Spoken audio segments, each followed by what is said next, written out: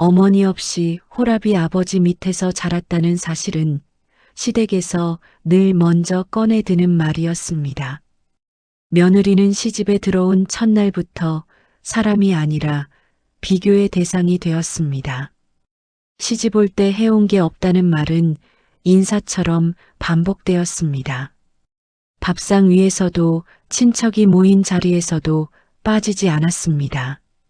명절 때면 시누이가 가장 먼저 그 말을 꺼냈습니다. 언니는 친정에서 뭘 배우고 왔어요? 집안일도 서툴고. 시아버지는 술을 마신 자리에서 며느리를 보며 말했습니다. 우리 집안이 대대로 내려온 집안인데 며느리 복이 없구만. 며느리는 말없이 고개를 숙였습니다. 변명은 더 큰 멸시를 부를 뿐이라는 걸 이미 알고 있었기 때문입니다. 한 번은 시누이의 친구들이 집에 놀러 왔을 때 며느리는 주방에서 차를 준비하고 있었습니다. 거실에서 들리는 목소리가 귀에 닿았습니다. 우리 올케 친정이 어렵대. 아버지랑 둘이 살았다던데.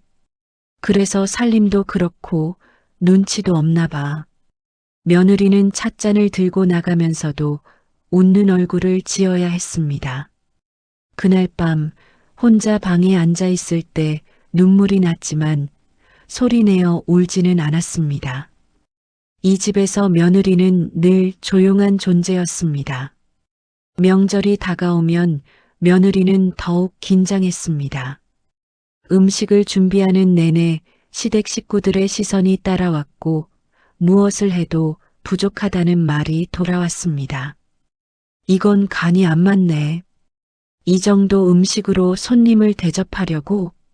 며느리는 다시 주방으로 들어가 음식을 고쳐 담았습니다.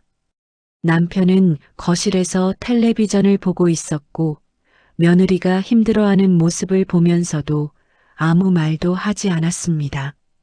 그저 가끔 며느리를 힐끗 보다가 시선을 돌렸습니다. 밤이 되어 손님들이 돌아간 후 설거지를 마친 며느리는 부엌 한쪽에 주저앉았습니다. 손은 찬물에 불어 있었고 등은 굽어 있었습니다. 그때 시어머니가 들어왔습니다. 수고했어. 짧은 말이었지만 며느리는 고개를 들었습니다. 시어머니는 며느리의 어깨를 가볍게 두드리고 나갔습니다. 그 손길만으로도 며느리는 그날 하루를 견딜 수 있었습니다. 하지만 다음 날 아침 시누이는 다시 며느리를 불렀습니다. 언니, 어제 음식 남은 거 정리 안 했어요? 냉장고가 왜 이래요? 며느리는 대답 대신 냉장고로 걸어갔습니다. 그 집에서 며느리의 목소리는 늘 작았고 존재는 늘 희미했습니다. 결혼 생활은 생각했던 것과 달랐습니다. 남편 준호 씨는 가정적이지 않았습니다. 아침에 출근할 때는 그나마 인사라도 했지만 퇴근 후에는 달랐습니다. 오늘 회식이야. 친구들이랑 약속 있어. 선배 만나고 올게. 핑계는 매번 달랐지만 결과는 같았습니다.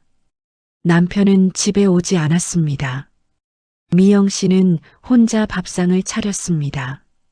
두 사람 분을 준비했다가 한 사람 분만 남기고 나머지는 랩을 씌워 냉장고에 넣었습니다. 다음 날 아침이면 그 반찬은 그대로였습니다. 남편은 아침도 거르고 나갔습니다. 미영 씨가 준비한 밥상을 본 적이 없는 것처럼 말입니다. 당신 저녁은요? 어느 날 미영 씨가 조심스럽게 물었습니다. 오늘도 약속 있어. 밥은 알아서 먹고. 준호 씨는 넥타이를 매며 대답했습니다. 미영 씨를 쳐다보지도 않았습니다. 거울만 보고 있었습니다. 밤 11시가 넘어서야 현관문이 열렸습니다. 술 냄새가 먼저 들어왔습니다. 미영 씨는 부엌에서 물 한 컵을 준비해 내밀었습니다. 회사 일이 많아? 그냥 좀 피곤해. 준호 씨는 물만 받아 마시고 방으로 들어갔습니다.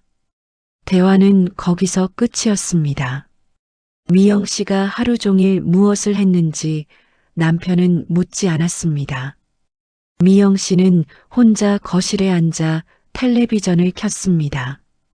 화면에서는 누군가 웃고 있었지만 소리는 들리지 않았습니다. 볼륨을 올리지 않았기 때문입니다. 시아버지 방에서 잠을 방해하면 안 됐습니다.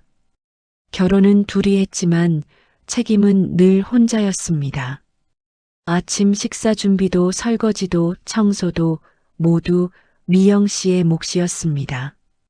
준호 씨는 주말에도 집에 있지 않았습니다. 골프 가야 돼. 친구들이랑 등산 가기로 했어. 선배 결혼식 다녀올게. 주말마다 약속이 있었습니다. 미영 씨는 혼자 빨래를 널고 혼자 장을 봤습니다. 장을 보고 돌아오는 길에 다른 부부들이 함께 손을 잡고 걷는 모습을 봤습니다. 미영 씨는 고개를 돌렸습니다. 이혼이라는 단어가 마음속에 떠오를 때마다 미영 씨는 스스로를 다잡았습니다. 친정아버지는 연로하셨습니다. 돌아갈 곳도 마땅치 않았습니다. 무엇보다 이혼한 딸이 되면 아버지가 더 힘들어 하실 것 같았습니다. 동네 사람들 앞에서 고개를 들 수 없을 거라고 아버지가 말씀하셨던 기억이 났습니다. 조금만 더 참자. 미영 씨는 그렇게 중얼거리며 하루를 넘겼습니다. 그리고 또 하루가 지났습니다. 혼자인 결혼 생활이 계속되었습니다. 시아버지와 시누이는 며느리가 혼자 있는 것에 관심이 없었습니다. 오히려 준호 씨가 밖에서 바쁘게 사는 것을 대견해했습니다. 우리 아들 인맥이 넓어. 남자는 밖에서 일 잘해야지. 집안일은 여자가 하는 거고. 미영 씨는 그저 고개만 끄덕였습니다. 말할 수 있는 건 아무것도 없었습니다. 그렇게 미영 씨의 결혼 생활은 혼자였습니다. 그 집에서 며느리를 사람으로 대해준 이는 시어머니뿐이었습니다. 시어머니는 며느리의 형편을 묻지 않았습니다. 과거를 캐묻지도 않았습니다. 시아버지와 시누이가 며느리를 힐난할 때도 시어머니는 조용했습니다. 그저 눈빛으로만 미안함을 전했습니다. 때로는 작은 한숨을 쉬기도 했습니다. 고생 많다. 어느 날 아침 시어머니가 작은 목소리로 말했습니다. 미영 씨는 설거지를 하다가 손을 멈췄습니다. 그 짧은 말이 가슴에 와닿았습니다. 아니에요, 어머님. 아니긴. 다 보고 있어.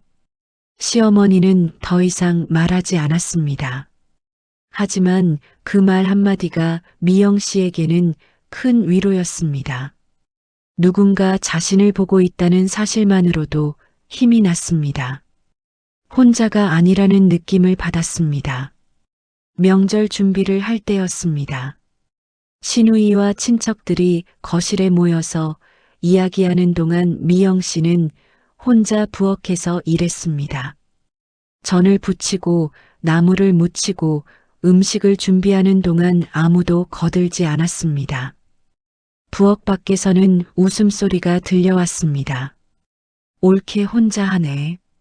시누이가 말했지만 부엌으로 들어오지는 않았습니다. 거실에 그대로 앉아 있었습니다. 며느리가 해야지. 친척 아주머니의 대답이었습니다. 미영 씨는 땀을 닦으며 계속 일했습니다. 기름이 튀어 손등을 대었지만 아무 말하지 않았습니다. 그때 시어머니가 부엌으로 들어왔습니다. 어머님 앉아 계세요. 나도 도와야지. 시어머니는 앞치마를 두르고 미영 씨 옆에 섰습니다. 둘은 말없이 함께 일했습니다. 시어머니가 나무를 묻히고 미영 씨가 전을 부쳤습니다. 가끔 눈이 마주치면 서로 작게 미소를 지었습니다. 우리 며느리 손이 참 빠르네. 시어머니가 작게 웃었습니다. 미영 씨도 따라 웃었습니다. 그날 부엌은 조금 덜 외로웠습니다. 이혼을 생각할 때마다 미영 씨는 시어머니를 떠올렸습니다.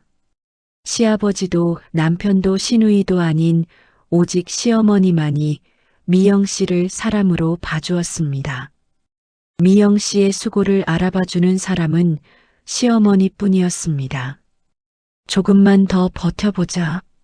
시어머니의 그 말 한마디가 미영 씨에게 하루를 버틸 이유가 되었습니다.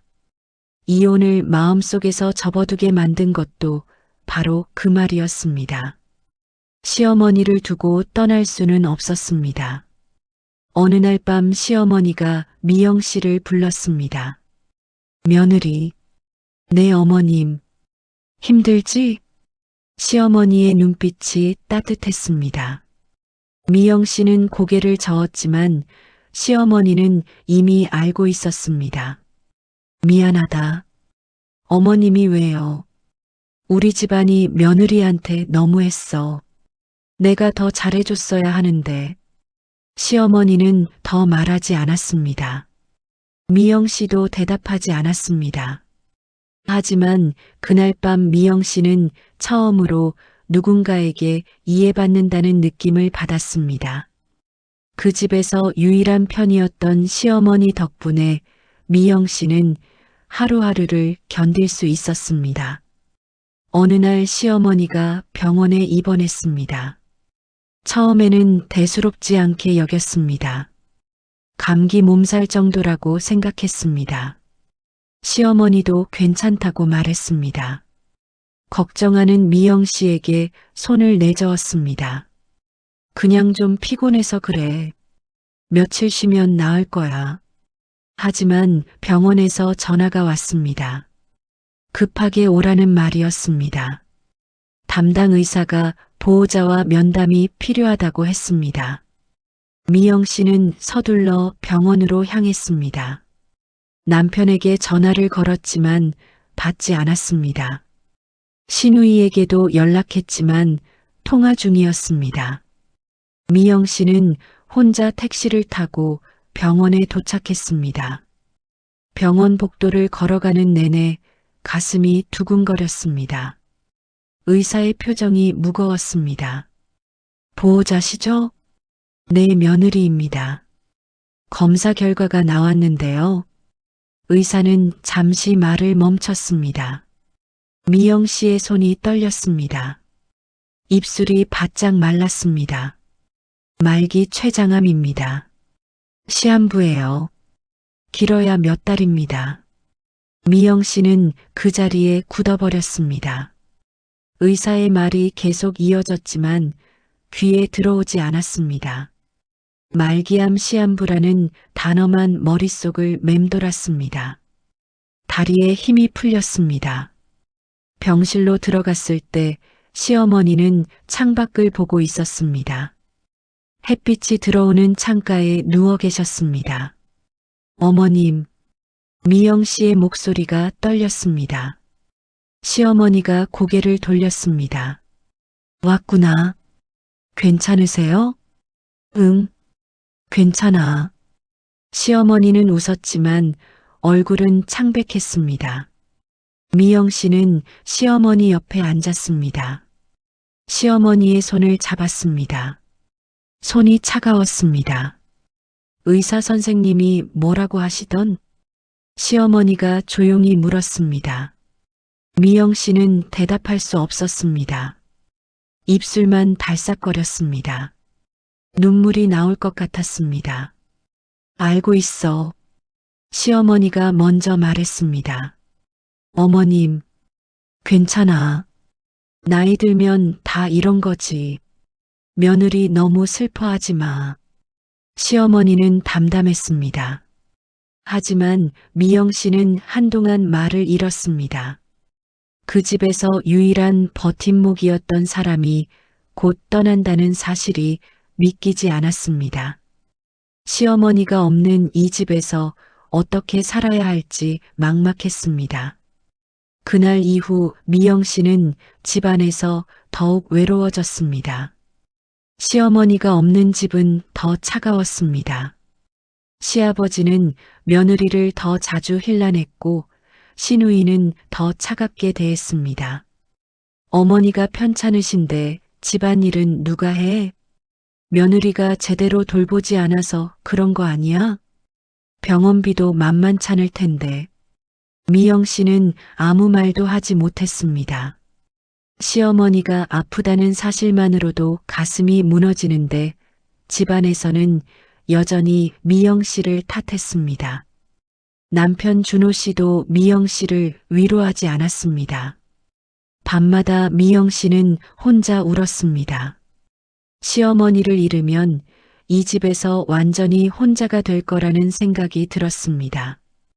버틸 이유도 사라질 것 같았습니다. 병실을 지키는 사람은 미영 씨였습니다. 남편 준호 씨는 바쁘다는 이유로 자주 모습을 보이지 않았습니다. 일주일에 한두 번 들렀다가 금방 나갔습니다. 병실에 머무는 시간은 고작 10분 남짓이었습니다.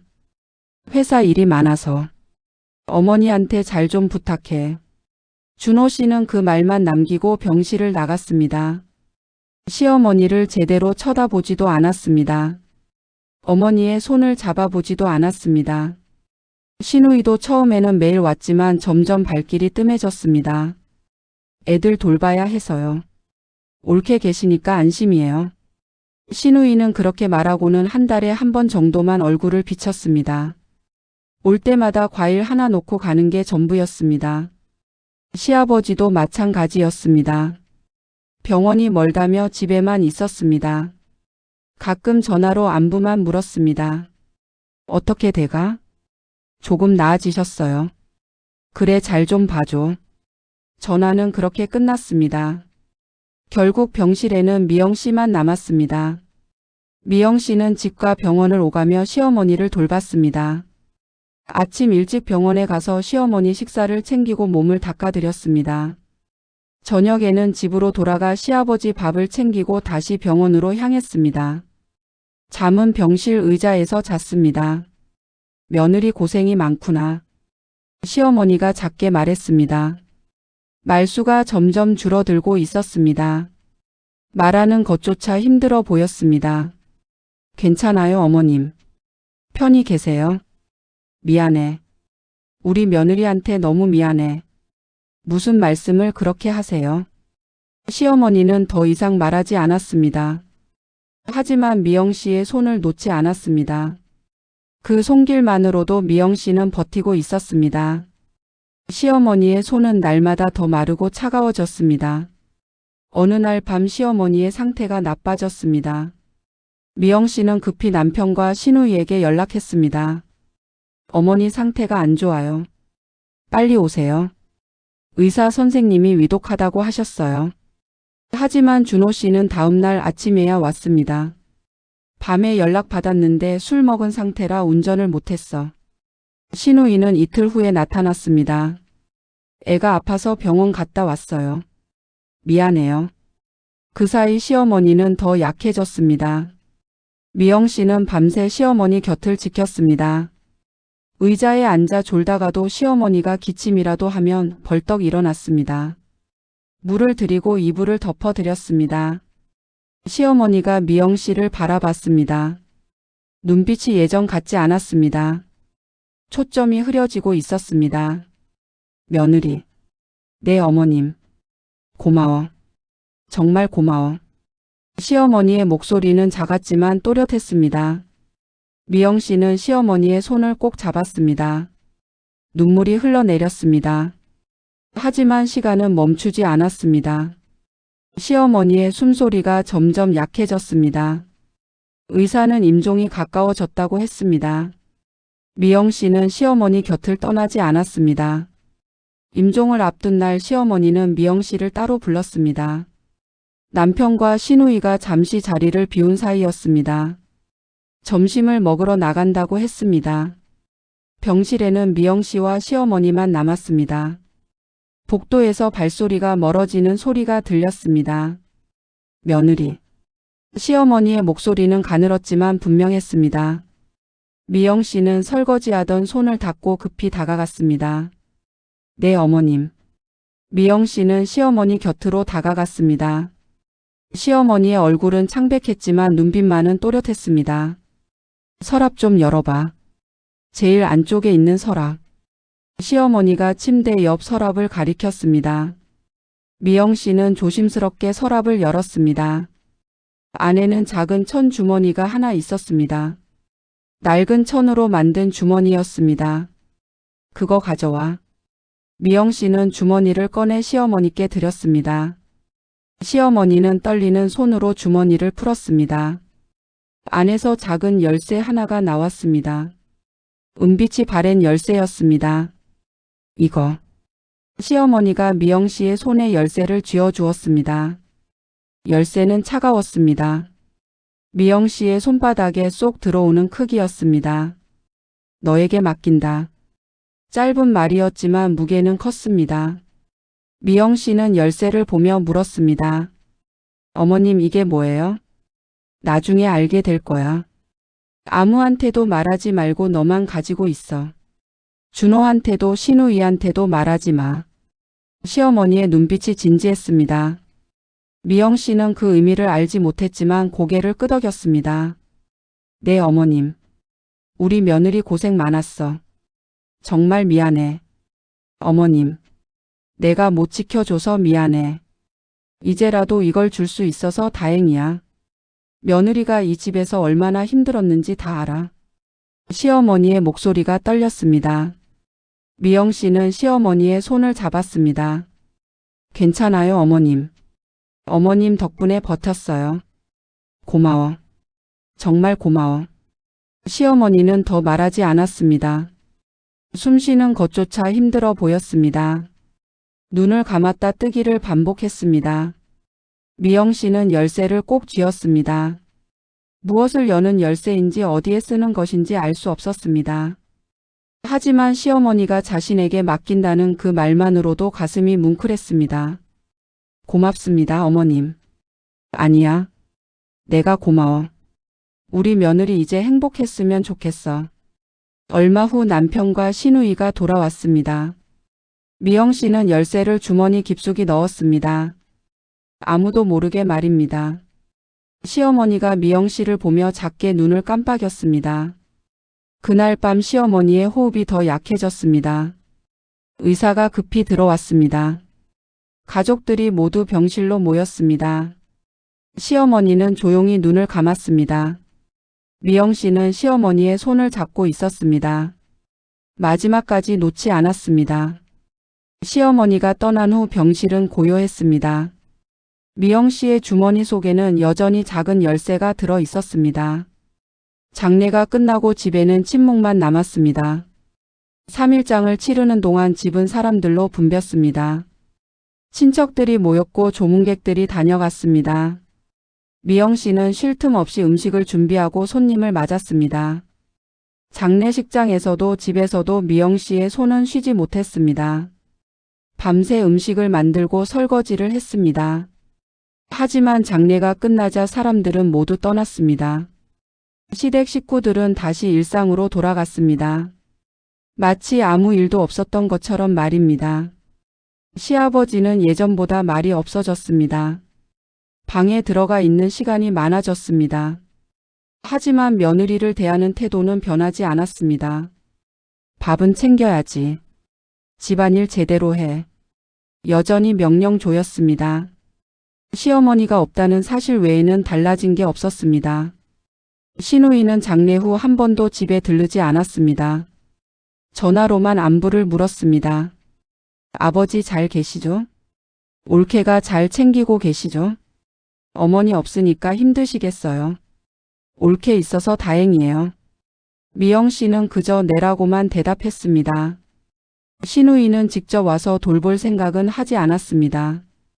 남편 준호 씨도 마찬가지였습니다. 어머니의 장례 후에도 여전히 늦게 들어왔습니다. 슬퍼하는 모습도 보이지 않았습니다. 장례식 때 눈물을 흘렸지만 그뿐이었습니다. 미영 씨는 여전히 같은 자리에 있었습니다. 아침을 준비하고 청소를 하고 빨래를 했습니다. 시어머니가 계셨을 때와 다른 점은 이제 그 누구도 미영 씨에게 괜찮냐고 묻지 않는다는 것이었습니다. 밤이면 미영 씨는 혼자 앉아 생각했습니다. 시어머니가 주신 열쇠가 계속 신경에 남았습니다. 서랍 깊숙이 감춰두었지만 자꾸 떠올랐습니다. 미영 씨는 열쇠를 꺼내 들여다봤습니다. 작은 은빛 열쇠였습니다. 어디에 쓰는 것일까요? 무엇을 여는 것일까요? 며칠을 고민했습니다. 그러다 문득 시어머니의 말이 떠올랐습니다. 나중에 알게 될 거야. 미영 씨는 결국 은행을 찾기로 결심했습니다. 시어머니가 은행에 무언가를 맡겨두셨을지도 모른다는 생각이 들었습니다. 다음 날 아침 시아버지가 외출한 후 미영 씨는 집을 나섰습니다. 시어머니가 자주 다니시던 은행이었습니다. 은행 문을 열고 들어서는 순간 미영 씨의 가슴이 두근거렸습니다. 그 열쇠가 무엇을 여는지 확인해야 했습니다. 시어머니가 왜 자신에게 이것을 맡겼는지 알아야 했습니다. 창구 직원에게 조심스럽게 물었습니다. 저 혹시 개인금고 열쇠 같은데요? 직원은 열쇠를 확인하고 고개를 끄덕였습니다. 네, 맞습니다. 명의인 확인이 필요한데요. 미영 씨는 시어머니의 성함을 말했습니다. 직원이 컴퓨터를 확인했습니다. 금고 개설자 분이 돌아가셨네요. 상속 절차를 밟으셔야 합니다. 미영 씨는 잠시 망설였습니다. 하지만 시어머니께서 자신에게 이 열쇠를 주셨다는 사실을 말했습니다. 은행 직원의 안내로 개인금고 앞에 섰을 때 미영 씨의 손은 떨렸습니다. 직원이 설명했습니다. 시어머니께서 생전에 미영 씨를 수익자로 지정해 두셨다고 했습니다.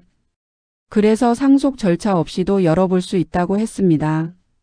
미영 씨는 그 말을 듣고 놀랐습니다. 자신을 수익자로 지정하셨다는 사실이 믿기지 않았습니다. 미영 씨는 떨리는 손으로 열쇠를 금고에 넣었습니다. 딸깍 소리와 함께 문이 열렸습니다. 심장이 빠르게 뛰었습니다. 금고 안에는 현금이 들어 있었습니다. 두툼한 봉투 몇 개였습니다. 그리고 땅 문서가 보였습니다. 미영 씨는 조심스럽게 하나씩 꺼냈습니다. 손이 떨렸습니다. 제일 밑에 봉투 하나가 더 있었습니다. 봉투 겉면에는 시어머니의 손글씨로 이렇게 적혀 있었습니다. 며느리에게. 미영 씨는 그 봉투를 보는 순간 눈물이 났습니다. 손이 떨려서 봉투를 제대로 잡을 수가 없었습니다. 직원이 조용히 말했습니다. 천천히 보세요. 제가 밖에 있을게요. 직원이 나가고 미영 씨는 혼자 남았습니다. 미영 씨는 조심스럽게 봉투를 열었습니다. 안에는 편지가 한 장 들어 있었습니다. 그리고 서류 몇 장이 함께 있었습니다. 유언장이라고 적힌 서류도 보였습니다. 미영 씨는 먼저 편지를 펼쳤습니다. 글씨는 익숙한 시어머니의 것이었습니다. 손글씨가 조금 흐트러져 있었습니다. 아프신 몸으로 쓰셨을 거라는 생각이 들었습니다. 어떤 글자는 번져 있었습니다. 편지를 읽는 동안 미영 씨는 계속 눈물을 닦아야 했습니다.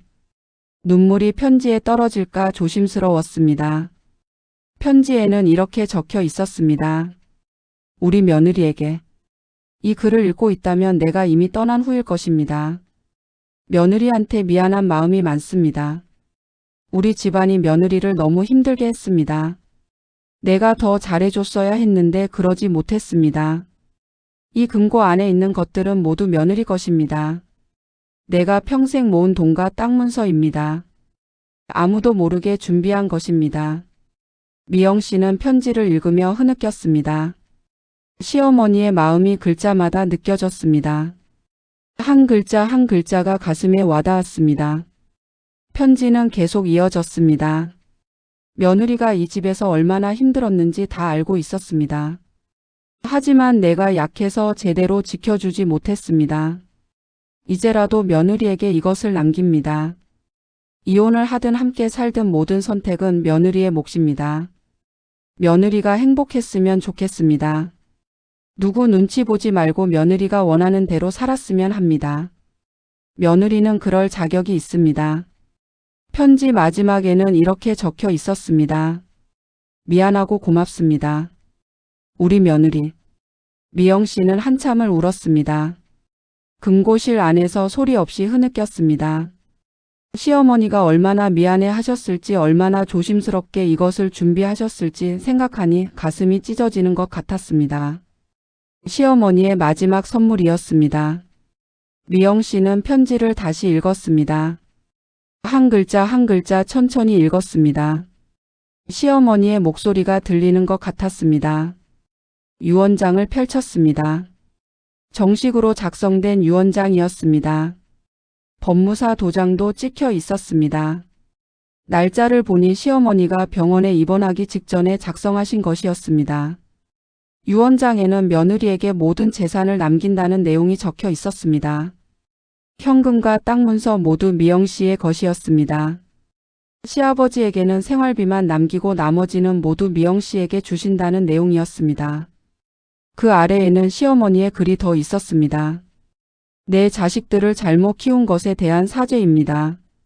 준호는 가정을 돌보지 않았습니다. 신우이는 며느리를 함부로 대했습니다. 시아버지도 며느리에게 너무 가혹했습니다. 모두 내 잘못입니다. 내가 제대로 가르치지 못했습니다. 미영 씨는 눈물을 닦았습니다. 시어머니가 얼마나 미안해 하셨을지 느껴졌습니다. 자식들의 잘못을 자신의 탓으로 돌리시는 시어머니의 마음이 아팠습니다. 유언장은 계속 이어졌습니다. 며느리가 겪어온 시간에 대한 미안함을 담았습니다. 이것이 전부는 아니지만 며느리에게 조금이나마 도움이 되었으면 합니다. 며느리는 이 집에서 충분히 참았습니다. 마지막에는 이렇게 적혀 있었습니다. 이혼을 하든 함께 살든 모든 선택은 며느리의 몫입니다. 누구도 며느리를 탓할 수 없습니다. 며느리는 충분히 노력했습니다.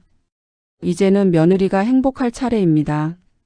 며느리가 원하는 대로 사세요.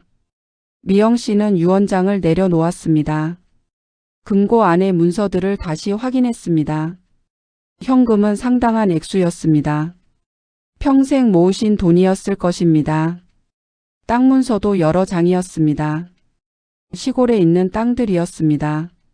시어머니가 평생 모으신 것들이었습니다. 미영 씨는 금고실에서 한참을 앉아 있었습니다. 시어머니의 편지와 유언장을 계속 읽었습니다. 시어머니가 자신을 얼마나 생각하셨는지 느껴졌습니다. 얼마나 조심스럽게 이것을 준비하셨을지 생각하니 가슴이 뭉클했습니다. 밖에서 기다리던 직원이 조심스럽게 문을 두드렸습니다. 괜찮으세요? 미영 씨는 눈물을 닦고 대답했습니다.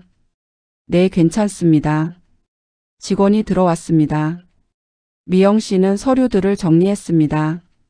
이 서류들 어떻게 처리하면 되나요? 직원이 친절하게 설명했습니다.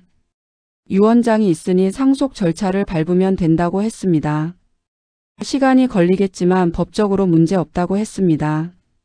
변호사와 상담하면 더 자세히 알 수 있을 거라고 했습니다. 미영 씨는 고개를 끄덕였습니다. 서류들을 가방에 넣었습니다. 시어머니의 편지는 제일 조심스럽게 접어서 넣었습니다. 은행을 나서는 미영 씨의 발걸음은 무거웠습니다. 하지만 동시에 무언가 달라진 느낌이 들었습니다. 시어머니께서 남기신 것은 재산만이 아니었습니다. 미영 씨에게 선택할 권리를 주신 것이었습니다. 이제 미영 씨는 더 이상 참기만 하는 사람이 아니었습니다.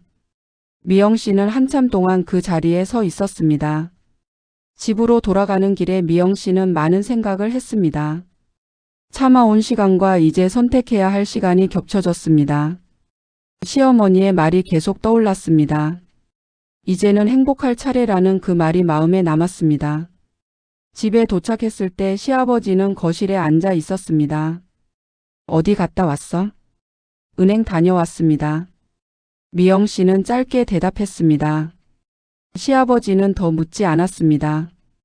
예전 같았으면 왜 갔는지 무엇을 했는지 캐물었을 것입니다. 하지만 이제 미영 씨는 대답할 의무를 느끼지 않았습니다.